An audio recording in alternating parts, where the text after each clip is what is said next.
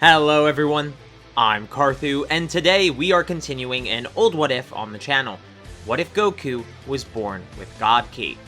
As I said in that one, Dragon Ball stays relativistically the same because Goku wins his fights, and he doesn't really have access, or at least full control of, the God Ki he was born with. Instead, he is using regular Ki most of the time and transitioning into this God Ki form, Super Saiyan God, intermittently and in random situations, and it's causing his power to surge upwards.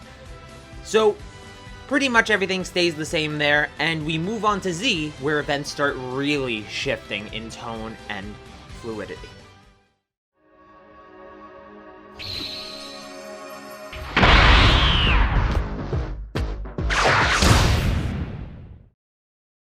As a refresher and an elaboration, since the original video wasn't a focused narrative on the subject in the way that I do nowadays, some basic things to note. 1. Goku's God form is unstable due to his weaker body as he tries to use it, as I said earlier, so most of the time he's using just regular base, and he can sometimes glimpse into the God Ki and God form. The second point is that Goku is still trained by Roshi. Kamehamehas, basic martial arts training, basic intelligence training, everything he got from Roshi he still has. 3. Goku's personality is unchanged from his canonical self, as he still bumped his head and things like that. Number 4 is that Piccolo is still alive because of number 3, and 5. Goku still gets with Chi-Chi. Don't forget, we are using a low-balled Super Saiyan God multiplier of 20,000 times base for this. So, if you think it should be higher, I don't disagree with you. You're right, it should be, but it's an unquantifiable number above 20,000. If you start saying numbers like 80,000 or 24,000 or other speculative numbers, those numbers sort of come out of left field and don't really have any concrete evidence to support them in terms of a multiplier. So with all things considered, just using the Vegito statement from pre-Battle of Gods to say that roughly Super Saiyan God should be stronger than Vegito, should be greater than 20,000 times, then we'll just put it at 20,000 times to give us a easy round number to use. Pretty simple. Alright, now on to the Saiyan Saga. During the 5-year time skip, Gohan is born, and he appears to be a rather normal child. Goku has gained some power over the time skip, but his base power is still only 1,000. It's stronger than his Z self in canon, but it's still not impressive as it could be. This, of course, makes his unstable God form have a 20 million power level. Pretty impressive on that front, at least. He's been trying to control it, but even after increasing his power so much, it's still unstable power that he can only use when desperate. Raditz arrives at Kame House to find Goku at a power level of 1000. He's still weaker than Raditz pretty considerably, and Raditz still knocks out Goku and steals Gohan. Piccolo arrives at a power level of 900 as he's been doing his best to keep up with Goku. Together, they should be able to chase down and defeat Raditz, or so they think. On their way there, Piccolo asks why Goku hasn't used his red hair state to win the fight. He easily could have beat Raditz if he had. Goku simply shakes his head and laughs. The last time I used that power, I accidentally destroyed a neighboring mountain. If I do it again, I might destroy the planet. Piccolo and Goku eventually arrive at Raditz and begin their battle. The two take off their weighted clothing, but Goku was the same weight that he wore during the last Tenkaichi Budokai, meaning his power only raised to 1100. However, Piccolo was able to increase the weight over time due to his power to make clothes, and so when he removes his cape and turban, his power also raises to 1100. The pair are truly rivals now, when you exclude Goku's strange red-haired god form, that is. Raditz realizes that these two are actually going to provide some sort of challenge to him if they team up, so he needs to go all out. There's no getting his brother back at this point. Since you only need a 20% power difference to defeat an opponent easily, as shown in the Vegeta vs. Kui fight, Goku and Piccolo just aren't a match for Raditz, when he's going all out, that is. He doesn't take risks against opponents this strong, so he's always making sure they're getting knocked down so they can't do anything suspicious or tricky against him. No Kamehamehas or Makanko Seppos this time. The beatdown is brutal.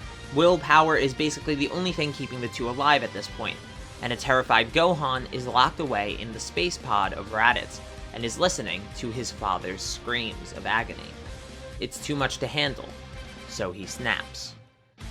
Gohan breaks out of Raditz's pod, but unlike the original, his scouter doesn't go off. Gohan's ki is undetectable. Gohan's hair is red, and his aura is fire. He is a Super Saiyan God. And with his massive power, Gohan actually kills Raditz. The day is saved, and Goku is still alive. Bulma, Krillin, and Roshi all come to the battlefield and are told what happened. Bulma, being interested in the Saiyan's technology, takes the scouter, and as she does, she overhears something. So Raditz lost to an undetectable power. Interesting. I've never heard of a Saiyan with such power. Could hybrids truly be this powerful, or is Kakarot something special as well? Nappa, I think it's time we visit Earth. To avenge Raditz? Don't make me laugh. Raditz was a weakling till the end of his days, and seems to died to a fluke. We will take out the Earthlings and Kakarot before they know what hit him. I want to see this undetectable power with my own eyes. Bulma's big mouth was always a fault of hers, but in this case she was being helpful and yelling. Well, Mr. Saiyan, your butt is gonna get kicked when you come here. Guess who was listening in on you? A stupid, weak Earthling. Tell us when you'll be here and we'll take you down. Vegeta laughs. It seems the Earthlings have pride. I can respect that at least. We'll be there in 1 year, your time. Be ready. I'm hoping for some fun. Click. With that, the Scouters will no longer communicate with one another. And with only a year to prepare, it seems as though training for the oncoming threat will be grueling. Goku thanks Piccolo for his help and tells him they'll need to train together for this threat. They won't be ready otherwise. Piccolo reluctantly agrees, so for the next year at Mount Paozu, Piccolo, Goku, and even Gohan, in between studying, train for the arrival of the Saiyans. In the first month, Krillin gathers Tenshinhan and Yamcha, who also train at Mount Paozu. So, the 3 Earthlings make it to power levels over 3,000 each. Gohan is at 3,500, while Piccolo and Goku are tied at 10,000 each. The Saiyans arrive earlier than expected, so this is as strong as they'll get. They all meet in a wasteland. Piccolo and Goku tell Vegeta to come with them.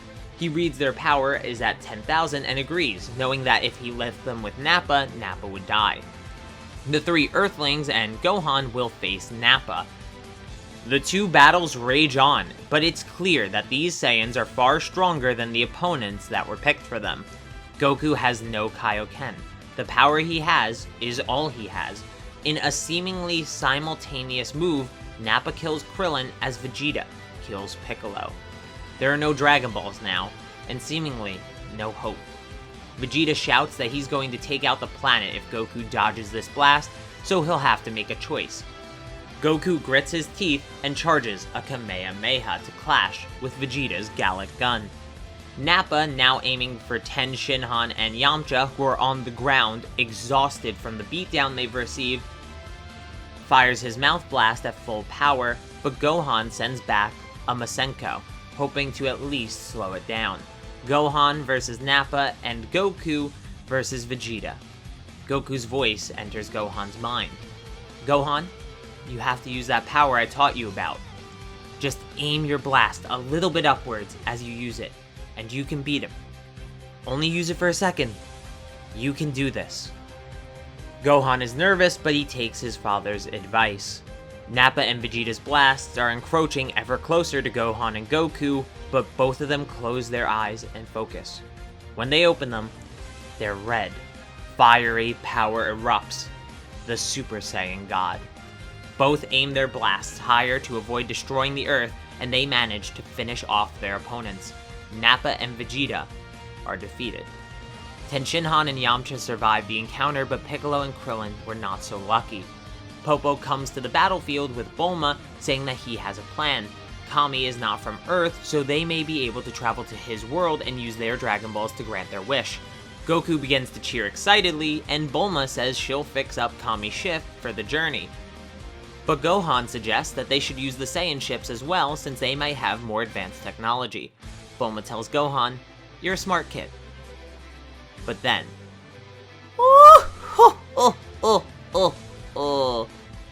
A sinister laugh comes through the scouter on Bulma's head. Frieza was listening in on their conversation, as Bulma did to Vegeta and Nappa. "So it seems the rumor of Namekian wish orbs was true. How wonderful, as I am so close to planet Namek. Thank you for killing those moronic Saiyans for me, by the way. They've caused me so much grief over the years. I hope I have the chance to thank you in person. My power will overwhelm you, so I wouldn't try fighting it."